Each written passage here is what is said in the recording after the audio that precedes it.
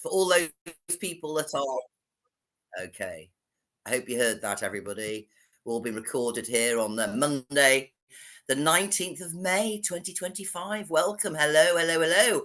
I've got a lot of interesting things to discuss today, as we always do. And I'm hoping that you will have the courage to step up and speak your truth, speak your mind, because this is what the platform's all about. It's giving you an opportunity to air your truth and to share what's going on for you. Because quite often we just go around saying, yeah, I'm fine, when people ask us, and maybe you're not. Maybe there's something going on that you'd like to be held space for on this platform. Obviously, it is recorded, so it will be going out to a wider audience. So bear that in mind if you're going to share anything personal. But you're always welcome to bring anything to the table.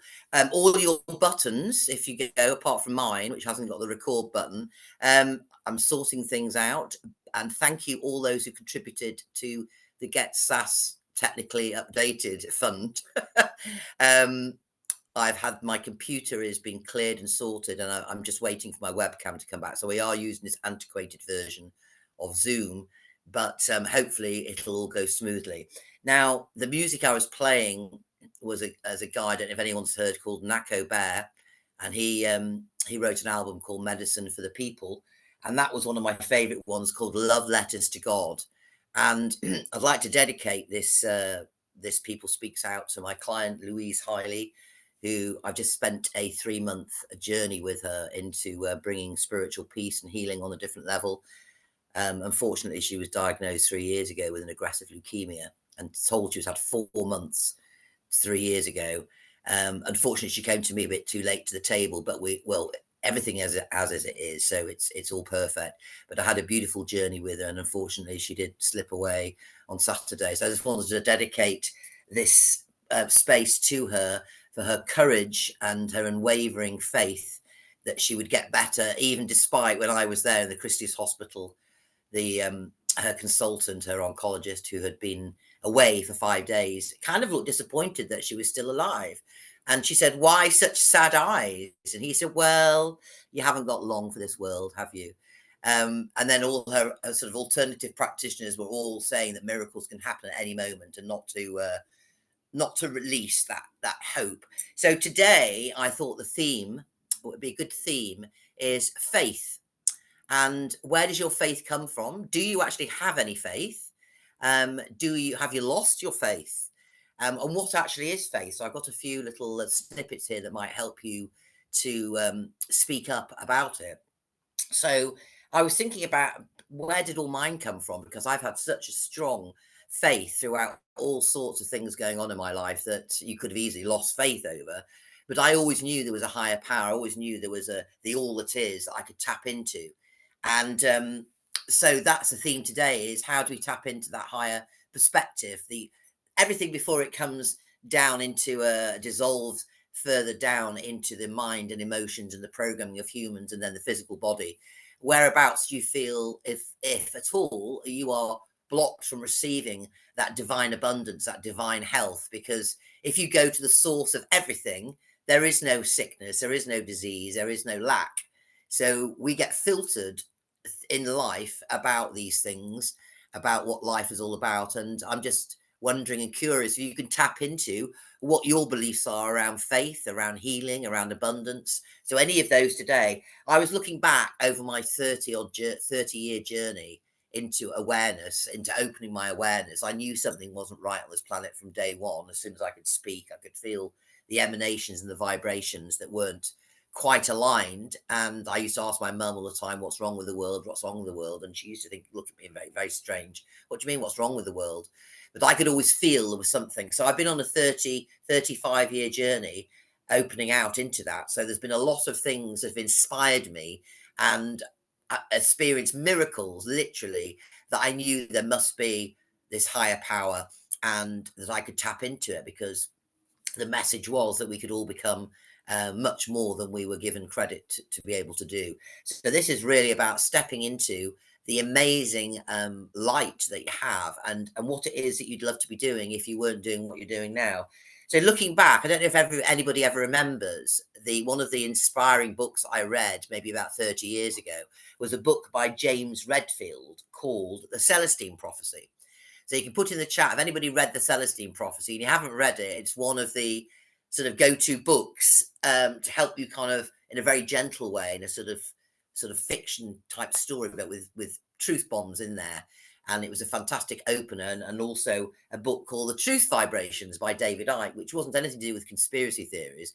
It was all to do with the change and the shift in the human consciousness, and how the love vibrations and the truth vibrations were coming and bubbling up to the surface. So was there any book or any person that's inspired you on your journey of awakening? Would you call yourself an awake person? Do you know what being awakened is? What does that mean for you? So these are the kind of things I'd like to discuss today. I worked for a magazine back in the 90s, sort of late 80s, early 90s, called Catalyst, which my job was to go around different alternative, sort of weird and wonderful in what was in those days, to experience what it's like to go in a deprivation tank, like a flotation tank. What's it like to do something like Iyengar yoga? And then I'd have to write up these articles to explain what my experience was. So that was a really fantastic job, because I got to do lots of interesting things, read lots of really interesting articles about all sorts of things that I then dived into. So one of the things that I sort of got caught up and got fascinated by was the Hopi Indian prophecy about the Rainbow Warriors. Does anybody else remember being inspired by the Rainbow Warriors? And here's a quote. When the earth is ravaged and the animals are dying, a new tribe of people shall come onto the earth from many colours, classes, and creeds, and who by their actions and deeds shall make the earth green again. They will be known as the warriors of the rainbow. So do any of you feel like you're a warrior of the rainbow? And what light and what spectrum of the colour have you bought? If we dig, another of their sort of quotes is, if we dig precious things from the land, we will invite disaster. Near the day of purification, there will be cobwebs spun back and forth in the sky. Does anyone know what that could possibly mean? Cobwebs spun in the sky backwards and forwards. So these are if anyone's interested in the Hopi Indian prophecies, they fascinated me for a very long time. And I thought, well, what gave me my faith, and what is faith? So I read lots of different things, and one of the things that a lot of sort of entrepreneurs and people who are wanting to open up to the limitness of potential read, it's one of the ones on the list they always put down to read, which is Think and Grow Rich by Napoleon Hill, which I'm sure Rachel will have read and implements in her life every day. And the word faith. So I've seen faith as an acronym, and it may be an exercise that you can do. Is what do those letters mean for you? FAITH. So for me, it means, like with your acronyms with your book as well, Rachel. So this faith for me stands for frequency for the F, adjustment. I is inspiration, T for truth, and H is for hope, because if we don't have hope, we kind of lose our faith. So that's what faith is for me. And faith is a state of mind which may be induced by autosuggestion. Faith is the eternal elixir which gives life power and action to the impulse of thought. Faith is the starting of all accumulation of riches. Now, when we say riches, we're looking not obviously just at what we see as money or accumulating things, but your state of mind, how rich your thoughts are, how do they elevate you or do they bring you down? Because whatever you're thinking and you focus your attention on is what tends to come in around your life. So faith is the starting of all accumulation of riches. Faith is the known antidote of failure, for failure. Faith is the only known antidote to failure, and it's also an element, it's a chemical, which when mixed with prayer, gives one direct communication and infinite intelligence. These are quotes from Think and Grow Rich, by the way. And you can agree or disagree with this, because I'm asking you for your opinion, but I'm just throwing a few things out there. So faith is the element which transforms the ordinary vibration of thought created by the finite mind of man into the spiritual equivalent, which is no, it's infinite. Faith is the only agency through which the cosmic force of infinite intelligence can be harnessed and used by man. Every one of the foregoing statements is capable of proof. So thoughts, if you just bear in mind this, are when mixed with any of the feelings of emotions, constitute a magnetic force which attracts from the vibrations of the ether other similar or related thoughts. So that's the law of vibration. A thought, thus magnetized with emotions, may be compared to a seed, which when planted in fertile soil, germinates, grows, and multiplies itself over and over again. So whether you've got thoughts of plenty or scarcity, you will attract like attracts like. So bearing that in mind, let's just have a few moments of silence just to maybe integrate what I've just said and to maybe tune in to your own heart and your own inspiration around faith, any situations in your life where you have been graced with amazing things and restored your faith, or where you've lost your faith over situations. So just give a few moments to tune in and drop into the body and become connected, because heaven has got to come onto earth, and we're earthing that heavenly aspect through our own bodies. So by tuning into our bodies, we can notice what's happening on this physical level. Is there any tension? Are you breathing fully into your belly? Do you feel as if you are a capacity, a connection, a divine connection without any kinks in your hose pipe to the higher dimensions? Do you feel that you can go above all the mind and the emotions and connect to the all that is, where there is no limitation, and to bring it down into the body? So just have a few moments silence before we open the floor to the beautiful people speak out on this Monday, the 19th of May.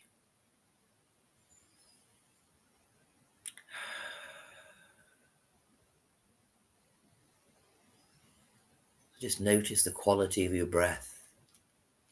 Do you breathe into full capacity, or are they shallow, quick breaths? Can you really sit with that breath and allow fully the exhale, the relaxation of the body to occur?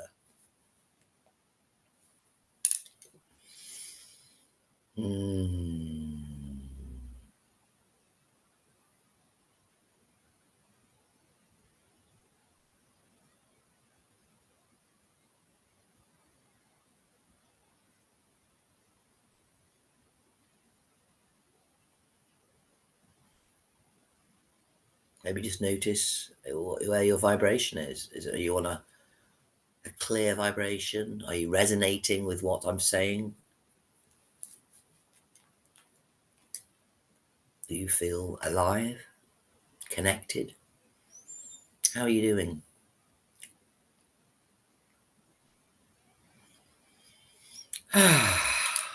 Okay, thank you for that attention. Now, down at the bottom, we're going to come to David, Love and Freedom. But if we can just come down to the bottom of your screens, you'll see there's a reactions button. And if you click on that, it will bring, you can have the option to put up a hand, a yellow hand. And when you want to speak, the yellow hand, if you put it up, will bring you right to the top of my screen. And then I can tune into you. So, David, you now put down your hand. Have you gone off the idea of sharing? No. Ready for the practice. So, who's got anything? We've only. Hi there, Dave. Hello. Yes. Hi. Yeah. Can you hear me? Do you want Okay. to unmute yourself and speak? We can hear you fine. Thank you. Yes. Okay. Great. Yes. Thank you very much for hosting the session, Sass. First of all.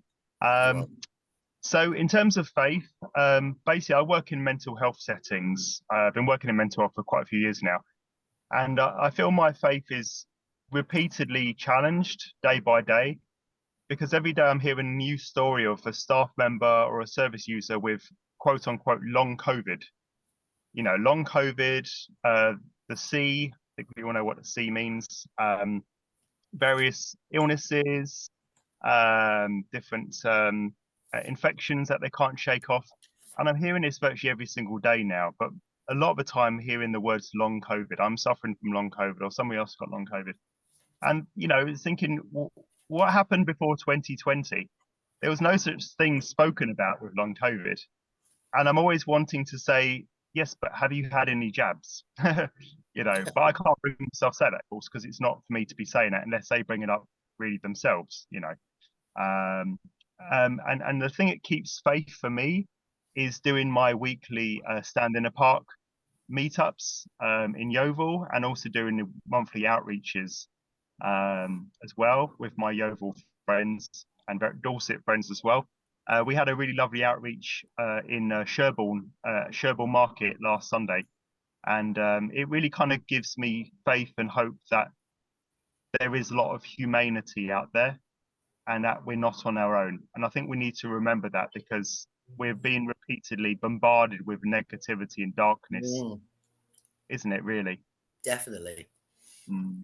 Are you planning to go up to the Stand in the Light festival? I'd love to. I think it's it's something I'd think about. Somebody was actually mentioning at outreach on Sunday, actually, the Stand in the Light festival, and promoting it, because I do lots of videos for my Love and Freedom channel on YouTube. So I'll put a link in that as well, actually. Yeah, please do. Thank you, because I do a lot of videos of the outreaches and the Stand in the Park meetups to kind of let people know that these things are happening. I mean, Stand in the Light Festival, how many people outside our network will even know what that is? This is it. And I think yeah, exactly. lovely, isn't it? Really, it often feels like we're preaching to the converted a lot of the time. And I think it's so lovely to tap into one extra person each day and let them know that maybe, just maybe, there's something more going on in the world than they thought. And that's all it takes, isn't it? Just a seed, just plant that little seed and it will grow in its own time. Exactly, the mustard seed. Definitely. Plant one seed and it becomes a multitude of seeds. But I suppose what it is, you've got to make space for those seeds by plucking out any of the weeds which have been unfortunately planted from an early age. So it's like trying to be aware of those sort of growths, those weeds, that even though some weeds are absolutely beautiful though, aren't they? I often say, why do people call these weeds when you see them growing in your garden? Because they're absolutely beautiful. I mean, the dandelions, I mean, how beautiful are they? They're so bright, so sort of vibrant, aren't they? And you think, well, why have we delegated those as being weeds, as being something? Because the weed suggests it's something not really wanted. It's like out of place. It shouldn't be there. I know it can sort of, they can take over, but I let most of them flourish because I think they're beautiful and everything has its part. Do you think anything in nature is meant to be wasted? It's like our DNA, isn't it? When they say we've got junk DNA, it's like the weeds. We don't really need it. So why would the infinite, in all of the infinite's wisdom, create something which was wasted? Same with the weeds. So I really, I really appreciate that thought on things. Yeah, the Stand in the Light is a mixture of Stand in the Park and the Light newspaper. So there's still tickets available. And it's very, very, very. I'm not on any kind of permission or anything. And just to let you know, I just like promoting things which I feel offer something which is very, very good value and very uplifting. And it's kind of our tribe, if you like. Our People Speaks Out tribe are going up there. It is up in Cumbria, so it is quite a way if you're down south. They did have coaches going from London, and it's on for four days, Friday the 23rd to the 26th, and it's £80 for the whole weekend, which I think is a really good value. So they're not doing a rip-off. So I've noticed that quite a lot of festivals, that jump on the bandwagon, and they charge a lot of money for not as many good quality things as the Stand in the Light putting on. So if you get a chance, you can go to standinthelight.com and just check it out. And if you happen to be free this bank holiday weekend, I highly recommend getting out the tent, out the shed, and brushing off the cobwebs, making sure you've got enough tent pegs and mallets and all those things, and just do something a bit different. It's been a beautiful place, really gorgeous up in the Lake District, not far from the sea. And it's just, stunning. So I would highly recommend it. And it's going to be lots of very enlightening discussions and chats and sitting around the campfire, creating all the things that I love to, which is my joy, which is to organically just sing and dance and just share our creativity. So thank you very much. Is there anything more you'd like to say, David, about your faith? But thank you for sharing that. It is Yeah, we yeah. are tested, aren't we, like Job at times. Yeah, I just want to say thank you to what you're doing. I know it's been a long time starting the Zoom calls, you know, and it's lovely to see new faces as well as regular faces as well. So It if is. anybody has spoken before on a Zoom session, I really recommend it. It's very uplifting, and it's really lovely to have the space and the voice to share our feelings, really. So thank you very much, Sas. You're very, very welcome, David, and thank you very much for kicking off from your car. Where are you? I'm in Bridgewater. I'm actually I'm kind of officially working today, but I'm on a lunch break, so I thought I'd nip in on my lunch break to say hello. So yes, I'm in Okay, well, Somerset. we'll let you get back to your sandwich munching or whatever whatever you've got to eat today. And we're going to come over to Eileen. If you'd like to mute yourself again, David, so we haven't got any background noise. Um, so Eileen, maybe you'd like to say mute yourself and let me know where you're from. Maybe just everyone who's speaking today can just say where you're from, just so we know that all the Rainbow Warriors are dotted all over the place. And speak of whatever it is you wish to speak about. Don't let me try to limit you, but I just thought the theme today, because of what I've been through over the last few days, would be great to be talk about faith and what inspires us and what maybe challenges our faith. Eileen, over to you, darling. I was born in Lambeth, London. I'm living in Thornton Heath, which is the borough of Croydon. I know, well, I used to live in Croydon. Yeah, the first awakening I had, I was in hospital with rheumatic fever when I was 14, coming on 15 in the 60s. And somebody must have bought in these girly magazines for me. I remember sort of reading Sounds these a bit girly dodgy, that, magazines. Eileen. Sorry? Sounds a bit dodgy, that, when you said that. Well, you know, the ones, the teenager magazines. Oh, right, okay, like Jackie and Yeah, that's it. I know you. The ones that were in the 60s. The ones that I get it. I just wanted to Anyway, clear that up. and they had an astrology section. You see a forecast for the week, and Yes, I remember it. so that introduced me to astrology. Oh, You okay. see, and these little things go. Then your life gradually expands with curiosity, and I finished up to dabble in all things like the local spiritualist church, which I found a bit depressing because everybody wanted to contact somebody that had died. It was a bit low vibration, I suppose you would call it. You know, everybody was there. So anyway, but it's all sort of things happen in your life, and something else happened in my life, sort of quite a big event, and that introduced me to my philosophy school, which is probably the most important thing in my life, because that introduced me to the Eastern religion of Hinduism. Because up to then, there was only ever Christianity. There was only ever the Bible and Christianity. So I was curious because all of a sudden they were putting all these Sanskrit words up on the blackboard, and I was just fascinated by that. And that kept me going also because I was from Lambeth. I was mixing with people like barristers and solicitors and, you know, accountants that, you know, far cleverer than me, but they didn't understand this any more than me. So I felt, first time ever, I actually felt equal. See, I could sit next to a barrister and talk to them, you know, on an equal footing. And it's lovely. I just love this philosophy school. The best thing that's ever happened to me. Anyway, gradually went into the meditation, and then and residentials. And then I left. I had to have my boys. I couldn't be in the school. It was taking too much of my time. So it was a crossroads in life. And so I left to have my two boys. One is love and freedom, and the other one is totally opposite, very practical. Anyway, and while I was bringing them up, a very, very lovely husband, he was happy to stay at home with the boys, and I was out doing all sorts of things during the SDP. I was always out there during the SDP and all sorts of things. And one of the things, of course, was 2 weekend workshops in Glastonbury with David Icke. So I've dabbled.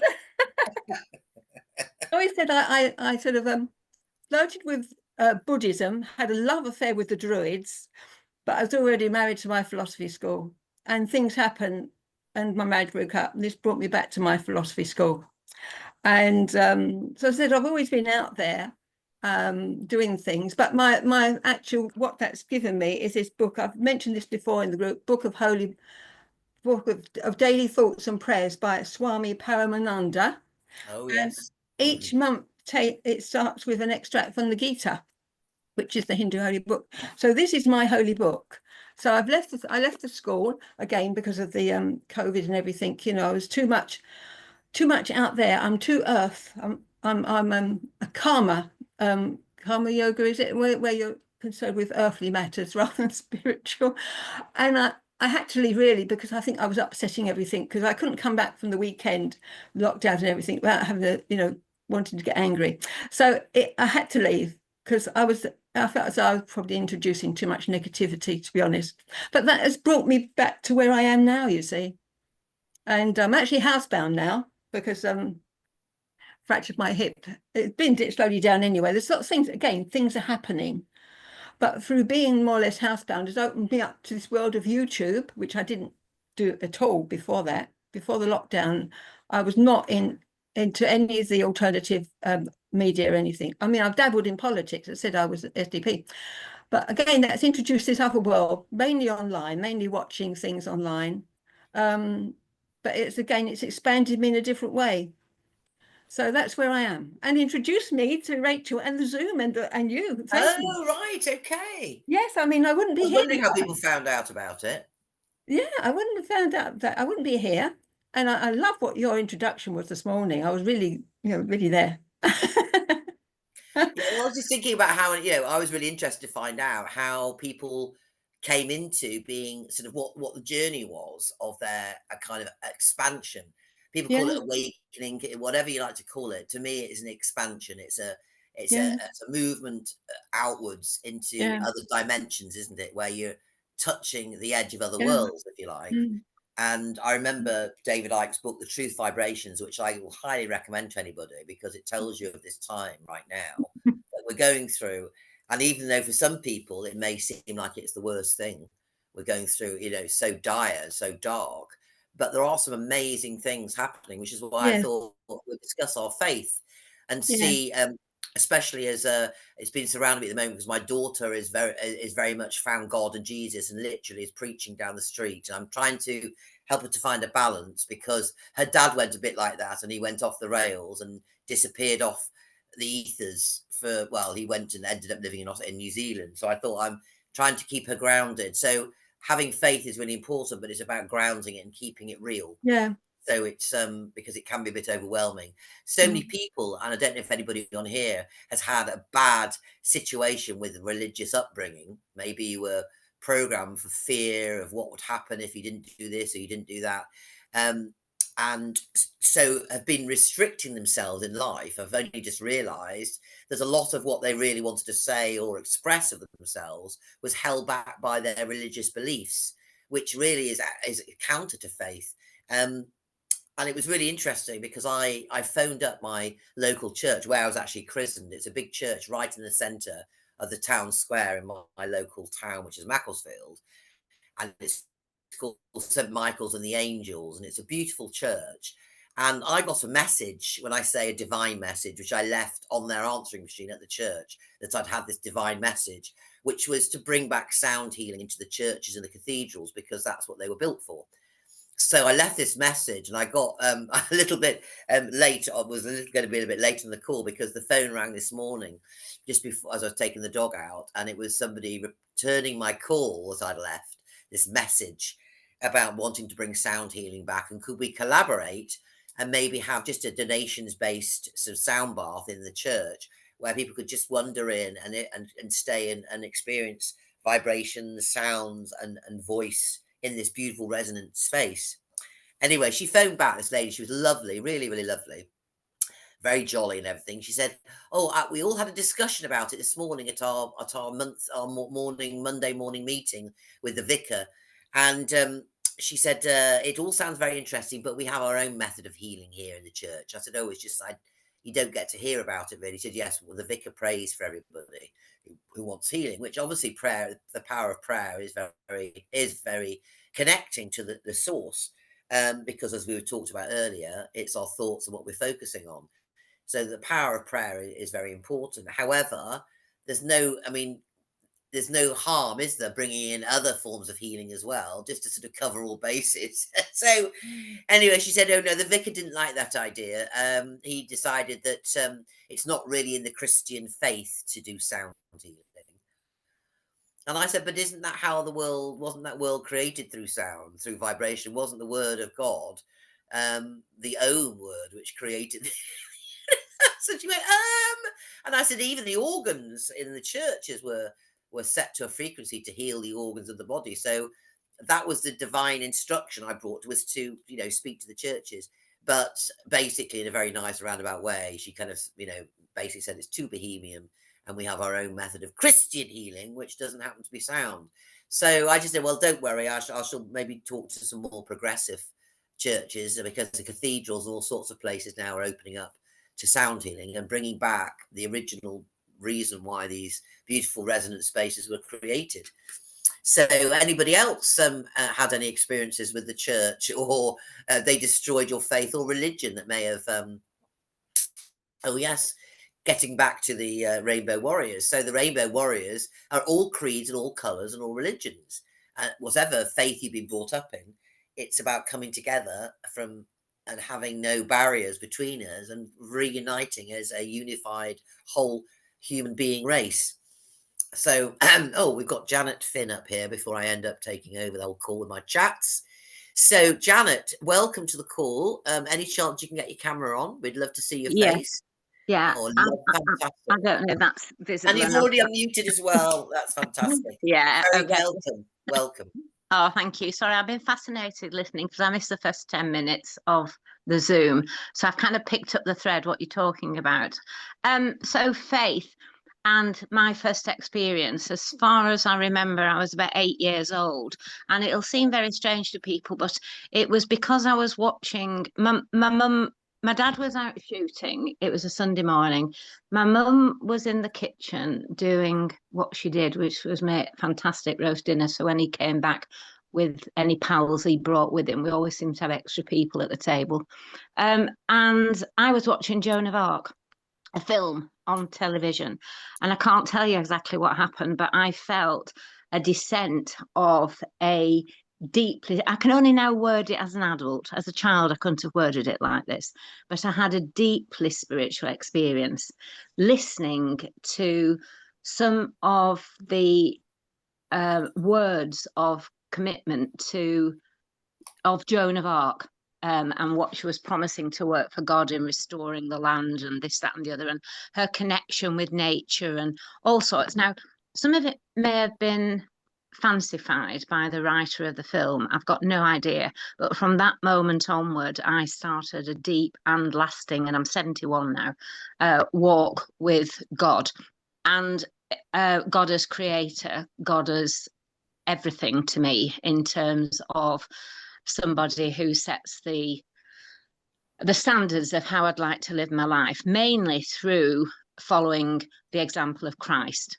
So I've got to say that I'm not religious whatsoever. I've had religious years and years and years in the Church of England. Fantastic, absolutely wonderful, uplifting, wonderful fellowship, but also some dreadful experiences, including people who I've taken for help through, you know, it's like a buzzword at the moment, satanic sexual abuse, but there's a lot of that goes on more, and it has gone on all my lifetime. I've known about it since being about 13, 14. So it's not new to this country, but and covens aren't new, and dark practices. But I was seeking the power and the light of Christ to help friends who I knew had been from, well, basically from the Moses basket, from the cradle, dedicated to Satan, and come forward to talk to me, both in my professional role, but also mainly as a friend and somebody who befriends people very easily. So my faith has grown and grown and grown and grown and grown. I couldn't have survived COVID without it. Now, I understand people have got various and different religious texts, and I really agree with people following whichever text that they believe helps them to connect with a spiritual force in their life. But mine is the Bible, and I know it's full of twists and turns, and I know it's only half a Bible or 2/3 of a Bible because, you know, the Catholic Church decided, you know, to play around with certain books, and I know all of that, but I trust that when I'm reading it, I'm meant to be reading what I'm reading, particularly the words of Christ. And my life is based on being a Christian in terms of Christ man, except I'm a woman in this day and age. So I just try to do my best to exemplify. I mean, I can't walk through a wall. I'm sure if I understand more about vibrations, that might come. But seriously, the healing part of Christ, the creativity that he gave us, or his example, I'm going to say his example, is that we are fully human and fully God through our beliefs, and it's just unbelievable. You've just talked a little bit, Sass, about sound healing and the rejection of that in the Macclesfield churches or whatever. The church needs to remember that the Gregorian chants of donkeys years ago were all based on tonal sounds and uplifting. I mean, I never understood as a 14, 15-year-old when somebody gave me a what do they call it in those days, an LP. A girl who studied music at my secondary school. She played organ as an instrument, and she lent me a Gregorian chant album, and I couldn't understand why it transported me somewhere different. It was like, oh my word, this is completely, what is this sound? This isn't country music my dad listened to, or Mario Lambert and Operetta. You know, it was like, what is this? You know, so sound has got a profound effect on people, and I just think it's sad, really, when churches reject certain things. But it's because they're frightened. It's because there is historically a lot of control through churches of the populace. But I want everybody to try to remember, I try to remember every day, that one of Jesus' best sayings I love, and I've said this to my minister, I go to a Salvation Army church now because I moved area and I was looking for something very practical in my Christian faith. And I remember saying, you know, Christ came to set us free and tells us very clear. This was at the beginning of the COVID debacle. And, you know, he tells us we're wrestling not against flesh and blood, but against spiritualities and powers in higher places. And that, to me, sums up COVID. It's been dark forces trying to oppress people and control them more and more and more. And as far as I'm concerned, Jesus' words of do not, you know, you've been freed, do not bind yourself into the yoke of slavery again.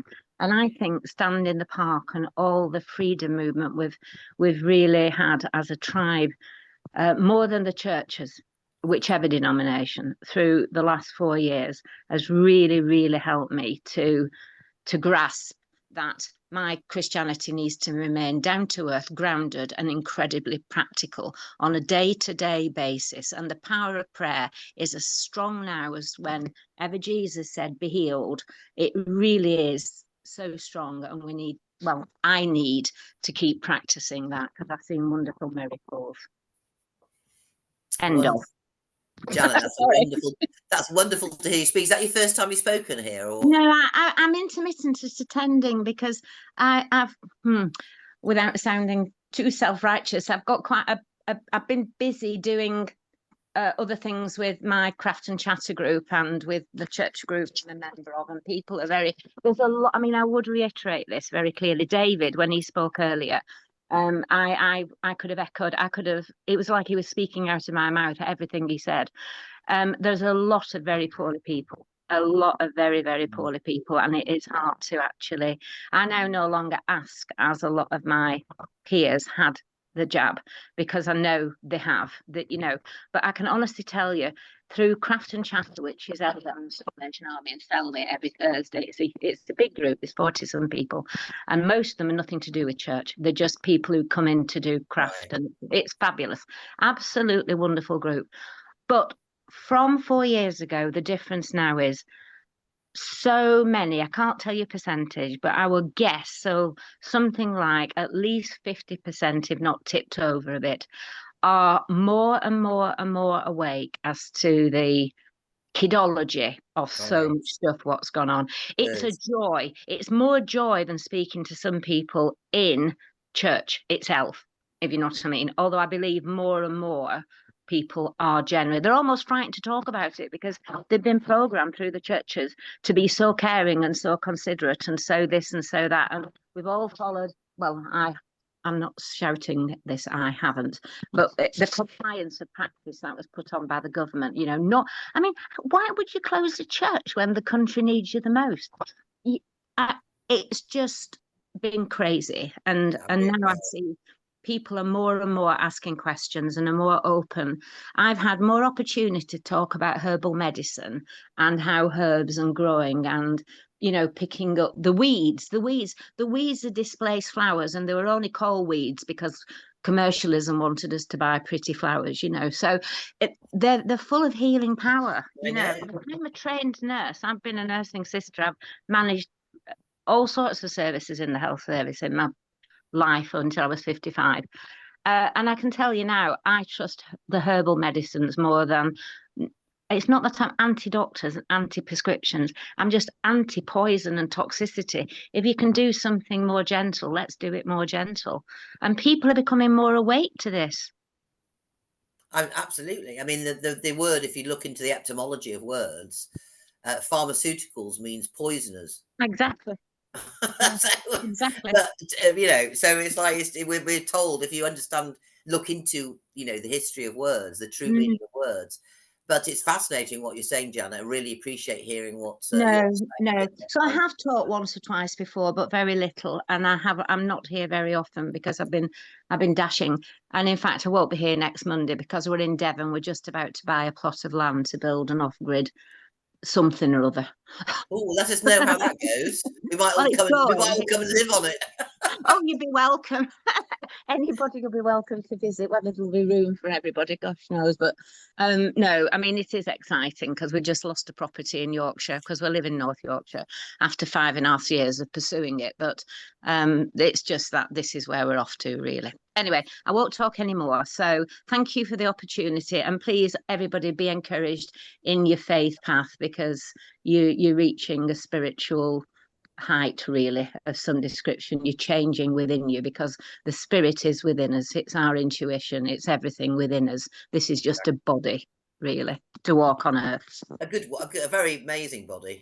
Wonderful. Absolutely incredible. So absolutely wonderful. And we need to look after it. We do. End of. All right. Thank you. So can I just ask you where you're from? You're Yorkshire. Whereabouts in Yorkshire are you? Living at our lodge in Selby. On the outskirts of Selby, about 6 miles in a wood. But the lodge is on a holiday park. But we're from Harrogate originally. Our house is out at Knaresborough, but that's sold now. So this is why we're now on the move. Well, good luck with that. And perhaps that's what we set at the People Speaks Out on Telegram for, is to share any of these projects, anything that you're doing that may be of interest to our community. Yeah, here. Well, when we exchange contracts, I mean, we when we were buying the property in North Yorkshire, which fell through 4 days before exchange, it was pulled off the market, which was very sad. But nevertheless, things happen. You know, you ride with the roll, don't you? Or roll with the ride, whichever way. You just get on with it. We had plans for all sorts of things, and now this is a bit smaller plot. It's 1 acre. But having said all of that, we're very open house minded. So what will be, and we'll link up with. We're part of the community assemblies of the British Isles. I don't know if you're aware of that group, but that's a freedom group, and stand in the park, and we distribute light papers. So all this will continue. We'll meet our tribe, and I know we will be attracted to them, and they will be attracted to us when we move. But when we've exchanged, then I will, and when we've got a date, it's going to take 2 years to build, so it's not a quick thing, this, you know. With boreholes to put in and all sorts. But we will let people know where we are, because we'll be very open to visitors. Okay. Wonderful. Thanks, Janet. Much appreciate your contributions. Lovely to hear from you. Thank you for joining us. So I'm going to come over now to Karen. Thanks for your patience, Karen. If you'd like to mute yourself, we'd love to hear what you have to say about any of the things that's been discussed today, or something completely different. You have free reign. Thank you. Can you hear me? We can hear you very clearly. Great. I wanted to talk about faith as we're speaking about it, because I remember, I mean, basically, when I was a child, when I was like 16 or so, my mother I come from a family of 5 people, and she took all of us over to France. And I remember standing in the opening of Notre Dame, which I know has been, I think, burnt now, but it's like, it was amazing. I remember looking into their windows, and I thought it was the most beautiful thing I've ever seen, ever. It really moved me beyond anything previously that I had been moved by. It was beautiful, beautiful glass, beautiful colors, just the whole thing was wonderful. And I knew then that something in me knew my fate or my faith, everything would be around loving people, loving this space, loving people of kind. I never thought I would be, I don't know, what am I trying to say here? I didn't think or believe that I would be anything other than a social, happy person. I guess that's what I was trying to say. But, it's sort of, there was something about the faith. I believed it would happen. And weirdly enough, I'm now 70 something now as well. And it's like, after all of those years and stuff, now I'm meeting people who are around about the same age as me, which is weird because I never thought this would happen, but it does. And we're together talking about all of these wonderful issues that are important in our lives, which we so value. It's not, irrelevant. It's very relevant, actually. And so I feel it's very important, to have faith that you will meet people of kind. You will meet each other. I remember somebody saying earlier about David Icke. I mean, yeah, he's amazing. And we all know him. And how famous has he become? But, when you go to the Isle of Man or something, it's very hard to find him because there's, he has to protect himself, but also B, he, or at least the public, have to know there's certain areas where you don't go, or at least behaviors that don't work. And so you feel, I've done what I've done. I believe I'm a good person. And so as a good person, I should be happy to be here and to be doing what I'm doing. And when I reach out, I know I don't always say I love everybody, but on the other hand, I really do. I know I do. Well, that's wonderful to hear, Karen. We're glad that you love us. Yeah, thank you. It's good to be loved, isn't it? well, it is good. It's good to have some vibe that you're in the vibration of. Yes, and it does seem as if more and more people are coming together, unusual connections that you think, how did that happen? How do we connect? Yeah. But again, it's having faith, isn't it? That everything is unfolding. Mm-hmm. And it's just getting yourself out of the way. That's what I feel. Yes. Little me, isn't it? The ego me that wants to control everything and wants to have it in its own time rather than realizing and allowing the higher power, which is us as well. But it's just we've individuated into who the individuals that we are, and that's why we're so unique. And to play to our unique strengths is really important, which is why we give this platform for people to speak, because everybody's voice is so important to be put into the mix. Yes, because we're multi, we're an orchestra, aren't we? And we're all playing different instruments. So play yours with confidence and with full vigor and vitality, and as much as possible to harmonize with everybody else is I suppose the plan. Yes. So we have a beautiful one note of unity. Okay, that's right. But thank you. Is anything more you want to contribute to, Karen, or have you said your piece? I think I've said my piece. And that's lovely. Whereabouts are you? Did you tell me where you were from? Swansea. Swansea. Yeah. So in Wales. But where were you from originally? Well, from Maine up in North America, and that's way, way up high. It's near Canada. Yes, I think I flew past there going up to Yeah, Colorado. you do. Airplanes do fly Yeah. over, but they don't stop necessarily. It's freezing cold there, so it's possible. And it was really hard for me because when I came to Britain, I think for the first 2 years, nobody spoke to me. Oh no. And that's what I thought. I thought, what's the matter with these people? But after a while, they did start to speak. So I just thought, okay, this people speak out. I thought, well, let's just see if anybody will, but they do here. And so we redeemed ourselves, did we, in the last moment? You basically made yourself, kind of available.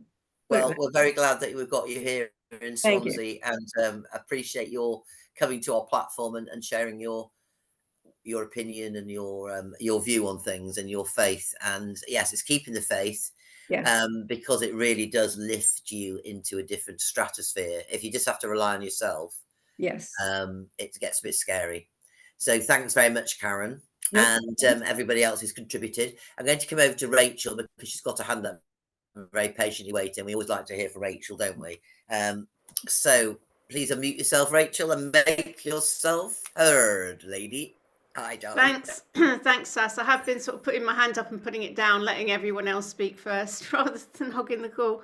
But I just wanted to say about the whole Jesus thing, a couple of things about God and faith. And first of all, to talk about the Church of England, probably about 10 years ago when I was doing lots of events, especially like when Kevin was coming to do shamanic workshops, and we wanted kind of, and I was doing a lot of stuff for Source, we wanted kind of sacred venues on ley lines and with sacred geometry. And so we booked a lot of churches. So a lot of the crypts within churches have got event spaces, and places like St Ethelburga. So a lot of places in London, events at St Paul's, they've got like a sort of crypt thing there. And then boom, suddenly I'm sure that there was a diktat that went out with the Church of England to not allow any New Age events within Church of England, because literally there came a point where everywhere I tried to book was a flat no, because they will ask you, what do you want to do? And anything, if you said anything to do with shamanism or Mary Magdalene or Christ consciousness, so they basically cut it. So because so many people were starting to use those spaces. Really interesting. So I think a diktat went out from Archbishop of Canterbury or whoever, who is obviously was Justin Welby, absolutely aligned to World Economic Forum and completely corrupt. But the other thing I wanted to say is it's come up very strongly in A Dragon's Guide to Business, because we're kind of getting to the end of the 28 days and we're beta testing it. So we've got 65 people on it, beta testing, and I'm creating the content. And there's a whole group that's happening. And one of the interesting things that's come out of it is how many people are using artificial intelligence now to create stuff. So, for example, if you've got an idea to create a book, and you go into ChatGPT and say, please design me a book cover I'm a sound sorceress and I'm doing a book about sacred geometry and sound healing. Create me a book cover or something, and AI will bing, and it will dish up something. And the thing I was saying about artificial intelligence is like, it's not actually intelligent at all. It's just machine learning. So it's basically looking for everything that has ever, on those words, sacred geometry, sound healing, sorceress, and it's just looking for everything that's ever been done in the history of the internet, and kind of molding it all together to the lowest common denominator and repackaging it and saying, there, blur. And so what I was saying to the group is like, artificial intelligence can only ever dish up what has already happened in the past. It can't create something new. It can never truly create. And so one of the modules I did was about II, not AI, infinite intelligence. Yes, that's what exactly what you're saying about tapping in through dropping into the heart, going into those higher states, you know, like alpha, theta, delta, shamanic journeying, ayahuasca, for example. Dorian chant. Yeah, all of this stuff to align to that infinite intelligence beyond the veil, that when you're connected to that, or even when you go to sleep and handing it over or praying, that you get this incredible magical solutions which AI could never come up with in a million years. And so it's a very lazy way to do stuff, is to, let's just get AI to do it, because ultimately everyone's going to do that. Every book cover is going to be, and you can start to tell things that are produced by AI, because they don't have heart, they don't have soul, they're not real, they're fake. They've got a feeling of being bland and kind of lowest common denominator fake. False idol. And so that's the thing, is like when we connect to that infinite intelligence, that's when inspiration or songs or creativity come through. And that in the future is going to be the precious. That's going to be what cuts through, when things are original and raw and have got heart and soul. And so I just wanted to talk a bit about that in the context of the way things are going, because AI is kind of like an inversion.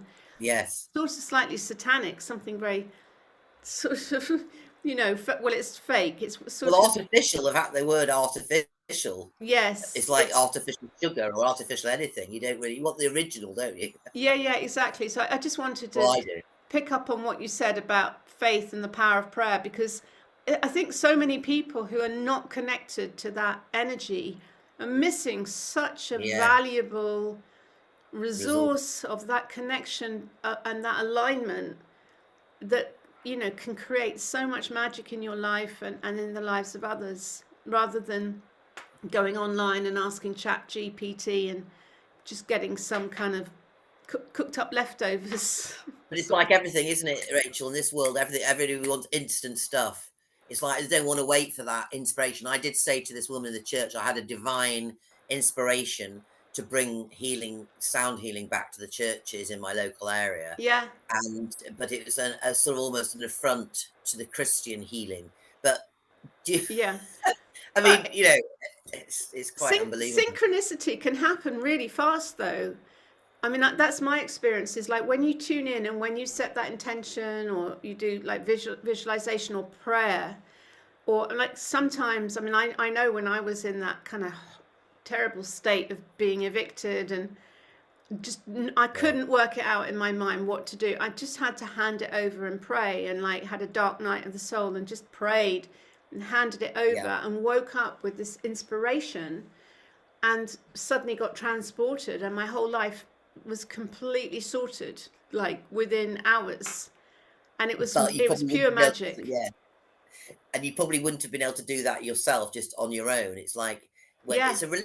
Well, we're not supposed to do everything on our own and be burdened with everything. Trying to solve hand it over to a higher power. Hand it over to a higher power. And even with my illness, you know, to me that was a gift in many ways, because it did stop me in my tracks, and being forced to lie in a hospital bed for 7 days flat, pretty much, and not be able to get busy.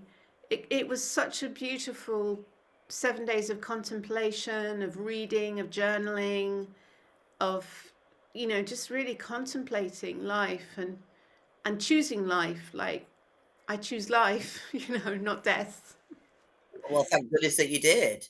Some people choose they can do something more, like my client on the other side. It's just sometimes as well, when you are programmed by the establishment that you've got to follow this thing where you've only got this amount of time to live. You know, you've got 4 days. I mean, my poor client, she was offered, the oncologist was saying to her, well, why aren't you taking chemotherapy? You're given her 4 days to live. Why would you on earth would you offer chemotherapy to someone who's only got a few days? It's just beggars belief. But it's interesting when you think back. I'm currently, and I highly recommend it to anyone, I think Corinne is doing it. I'm not sure she's on the call, but it's a journey through France, Mary Magdaleni's journey through France, the story of her coming to France. And she came with a group of people, but it doesn't say in the Bible who they are. So it's been broken down exactly who they are. And, you know, they're all sisters and brothers of Jeshua, or Jesus, as you may know him. and the fact that she has her own gospel, Mary Magdalene, and her disciples who were male at the time, I think that's why one of them betrayed him, because they were hoping he was going to create a revolution, fight against the system of the Romans, and to change things through, you know, a violent display of getting rid. And they were all wanting this revolution. And Mary Magdalene was saying, no, you've got it wrong. It's about finding the kingdom within. It's about bringing the you know, our connection to the higher power into our lives every day. And it's not about, and that's going to change things. And apparently when she went to visit, this is the story, when she went to visit Jesus in the tomb and found it empty, you know, the stone was removed, and just these robes completely all neatly. But I think Jesha must have had OCD, because apparently these robes are really neatly placed in his tomb. But when he appeared to her, he said, look, I came to bring the, you know, the word of God, my Father, to you, but you're to bring it to the rest of the world. And so this story of going through the south of France is all the sacred places she went to do these initiations and anointments and rituals and the 5 seals. And it's just reactivating and helping us to remember that we all have this divinity within. But the female, obviously, as we know, has been left out of the church, and the teachings of Christ have been hijacked. And it is all of, literally, it's so interesting. It's now, I see it as a revival. There's a revival of our faith coming back, which is why I was inspired to talk about this today. And there's when we come together in the power of prayer, or the power of chanting, to me that's the greatest joy, because it's literally coming together in unison with each other, and that feels so good. So that's what I would leave us with today, because we're coming to the end of our time. Can I just give a little shout out to the Albion Co-op, because they've got an annual gala dinner happening in Birmingham on Saturday, June the 28th, and it's going to be a freedom movement thing. It's at the Castle Bromwich Hall Hotel in Birmingham, so that's the evening of Saturday, June the 28th, if anyone's interested in coming to that, because they're a bit like the Cabbie, that they're creating essentially a new nation, like many of these other things. They're all happening parallel.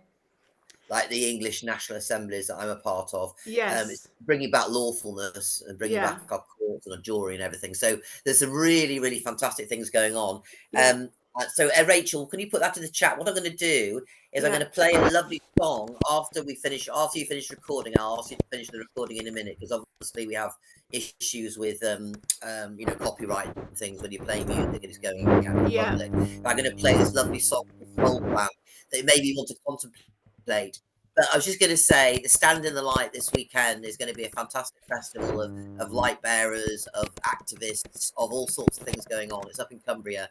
Standinthelight.com. If you want to put what you just shared there, Rachel, with the address in the chat, then people will be able to receive that, and all the people that haven't been able to make it to the call today.